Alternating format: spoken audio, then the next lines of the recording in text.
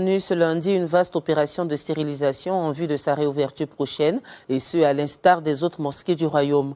L'emblématique mosquée, qui peut recevoir en temps normal 25 000 fidèles, n'en recevra que 1 000 en ces circonstances sanitaires exceptionnelles. Reportage Iman Mounjib, le récit est de Zineb Messari. Vaste opération de désinfection pour la réouverture de la mosquée Hassan II. Fermée il y a plus de 4 mois comme la majorité des mosquées du royaume, elle s'apprête à rouvrir mercredi à compter de la prière d'Ad-Dohr. Une désinfection qui s'inscrit dans le cadre des préparatifs des responsables de ces lieux de culte pour accueillir les fidèles dans des conditions appropriées et sécurisées.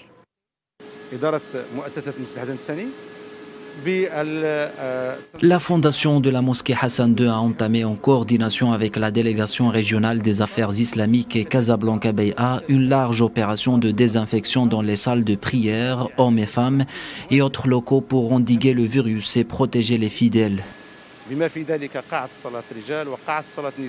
Le ministère des Habous et des Affaires islamiques avait annoncé qu'il a été décidé, après consultation des autorités sanitaires et administratives, de rouvrir progressivement les mosquées sur l'ensemble du territoire national à compter de la prière d'Ad-Dohr du mercredi 15 juillet, en prenant compte de la situation épidémiologique locale et les conditions de contrôle sanitaire qui seront gérées par des commissions locales à l'entrée des mosquées.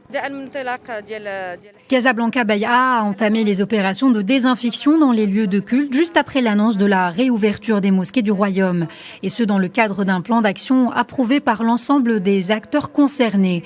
Cette initiative intervient également dans le sillage de la levée progressive des mesures de l'état d'urgence sanitaire déployées pour faire face à cette pandémie et pour garantir la sécurité des fidèles. Si les mosquées rouvrent leurs portes pour l'accomplissement des 5 prières, elles demeureront fermées pour la prière du vendredi jusqu'à nouvel ordre.